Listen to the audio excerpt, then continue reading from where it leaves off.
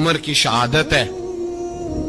یہودی بول اٹھا، کافر بول اٹھا، اگر 6 مہینے عمر دنیا میں اور رہتے تو دنیا میں کوئی کافر موجود نہ ہوتا۔ 6 مہینے۔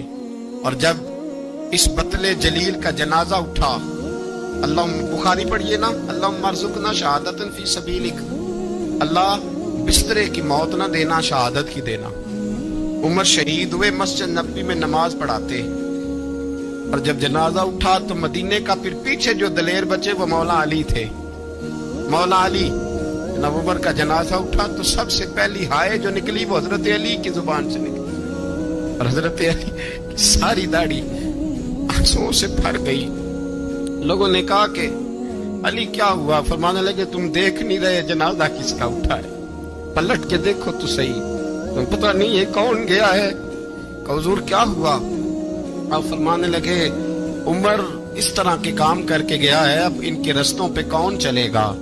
کون اس کے جگر راہ وفا میں نقش ایسے چھوڑ آیا ہوں، میں جس منزل سے گزرا ہوں وہ اب تک یاد کرتی ہے۔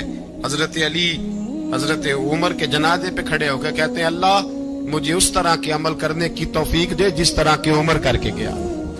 میرے بھائی، بطل عزیز، بطل حریت حضرت عمر رضی اللہ تعالیٰ عنہ جو اپنی زندگی انقلاب والی گزار کے گئے۔ عمر جب دنیا سے گئے تو 80 دینار کا قرضہ تھا، 22 لاکھ مربع میل کا حکمران، اور اپنے بیٹے سے کہنے لگے بیٹے کوشش کرنا تیرے خاندان والے مل کے میرا قرضہ اتار دے، میری قبر پہ بوجھ نہ رہے، اور اگر خاندان والے مدد نہ کریں تو میرے دوستوں سے بات کرنا، وہ مدد نہ کریں تو پھر علی سے بات کرنا۔ ان کا پیار آپس میں اتنا، اور تو اختلاف ثابت کر رہا ہے۔ 80 دینار کا قرضہ چھوڑ کر حضرت عمر دنیا سے گئے، اور جاتی دفعہ کہہ گئے میرے بعد میرے بچوں کو حکومت کے مشورے میں بھی شامل نہ کرنا، حکومت کے مشورے میں بھی میری اولاد شامل نہ ہو۔ اتنا بڑا شخص اتنا بڑا رنگ دے کے 1 محرم کو جب عمر فاروق کا وصال ہوا تو بیٹے سے کہنے لگے اماں عائشہ سے جا کے کہو میرا بھی نبی پاک کے روزے میں دفن ہونے کو دل کرتا ہے۔ ایک قبر کی جگہ ہے اماں جی نے اپنے لیے رکھی ہے، بخاری ہے بخاری۔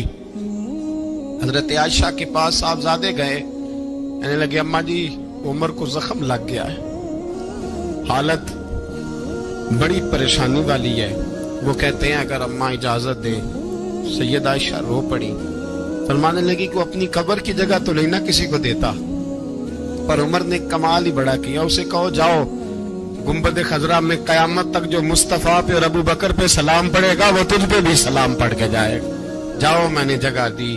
اعلیٰ حضرت فاضل بریلوی رحمت اللہ علیہ فرماتے ہیں وہ عمر جس کے آداب شیدہ شکر، اس خدا دوست حضرت پہ آپ یقین کریں ممبر پہ بیٹھا ہوں، حضرت عمر کا جب نام لیتا ہوں تو میرے وجود کے رونگٹے کھڑے ہو جاتے ہیں۔ حضرت عمر کی زندگی جب پڑھتا ہوں تو لگتا ہے خدایا ایسے شخص بھی دنیا میں آئے۔ رضی اللہ تعالیٰ عنہ کا آج یوم شہادت ہے۔ میرا تو دل کرتا تھا کہ فجر سے باتیں شروع ہوں اور سارا دن ہی عمر کی باتیں ہوتی رہیں، سارا دن جناب عمر کی باتیں، سارا دن، اس لیے کہ ذکر جناب عمر کا ہوگا پر راضی اللہ کے رسول ہوں گے۔ میرے رسول پاک علیہ السلام سب کے لیے ہی دعا مانگتے ہیں نا، حضور کی دعا عام ہے، لیکن مصطفیٰ کریم نے کعبے کا غلاف تھام لیا اور غلاف کعبہ کو حضور نے سینے سے لپٹایا اور سینے سے چمٹا کے کہا اللہ میں نے تو کبھی سوال ہی زیادہ نہیں کیے، میں کرنے آیا ہوں، مجھے عمر دے دے، عمر دے دے۔ حضور نے مانگ کے لیا، اور پھر جب جس کو حضور مانگے اللہ سے، حضرت عوف بن مالک اشجعی ایک صحابی ہیں، حضرت عوف بن مالک رضی اللہ تعالیٰ عنہ فرماتے ہیں کہ جناب ابو بکر صدیق کا زمانہ تھا تو میں نے خواب دیکھا، میں نے خواب میں جناب عمر کو دیکھا، اور میں نے دیکھا کہ کوئی کہنے والا کہہ رہا ہے کہ عمر وہ ہے کہ اللہ کے رستے میں کوئی اسے جتنا مرضی برا بھلا کہے یہ پرواہ نہیں کرتا۔ کس کے رستے میں؟ بولے سارے۔ اس کا مطلب ہے اللہ کے رستے میں لوگ برا بھلا بھی، قرآن مجید نے کہا وَلَا يَخَافُونَ لَوْمَةَ لَائِمٍ، کچھ لوگ ایسے ہیں جو برا بھلا کہنے والوں کی پرواہ نہیں کرتے۔ اور دوسری بات میں نے یہ دیکھی کہ عمر خلیفہ بنے گا، اور تیسری بات میں نے خواب میں یہ دیکھی کہ عمر شہید بھی کیا جائے گا، عمر شہید بھی ہوگا۔ یہ میں نے 3 باتیں خواب میں دیکھی۔ فرماتے ہیں میں نے آ کے خواب حضرت ابو بکر صدیق کو سنائی، وہ خلیفہ تھے۔ وہ کہنے لگے ٹھہر جا، میں عمر کو بلاتا ہوں، اس کے سامنے دوبارہ سنانا۔ اس کے سامنے فرماتے ہیں میں نے بلایا حضرت عمر فاروق کو، آ کے بیٹھے، خواب شروع ہوا۔ کا ایک بات تو میں نے یہ دیکھی کہ آپ ملامت کرنے والے کی پرواہ نہیں کرتے، دوسرا آپ خلیفہ بنے گے۔ جناب عمر کہنے لگے چپ کر، ابو بکر کے سامنے ہی کہہ رہا ہے، چپ کر، خلیفہ کے سامنے ہی کہہ رہا ہے۔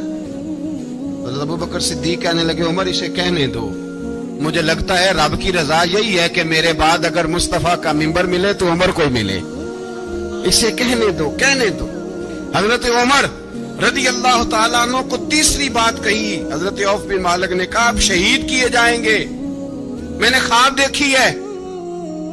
نیک لوگوں کے خواب بڑی حد تک سچے ہوتے ہیں۔ کہا میں نے خواب دیکھی ہے۔ تو حضرت عمر کہنے لگے شہید تو دلیر لوگ ہوتے ہیں، شہید تو دلیر، جسے سارا زمانہ دلیر کہہ رہا ہے وہ اپنے بارے میں کیا کہہ رہے ہیں؟ کہتے ہیں شہید تو دلیر، میں تو کاہل سا آدمی ہوں، سست آدمی ہوں، میں تو اتنا کام ہی نہیں کرتا، تو یہ خواب تو نے جو ٹھیک ہے دیکھا ہے نا، پھر سے دیکھنا۔ تو ابو بکر صدیق فرمانے لگے عاجزی نہ کر، انکساری نہ کر، تو جو کہہ رہا ہے ٹھیک کہہ رہا ہے، لیکن مجھے سن کے شکر بھی ہوا ہے اور افسوس بھی ہوا ہے۔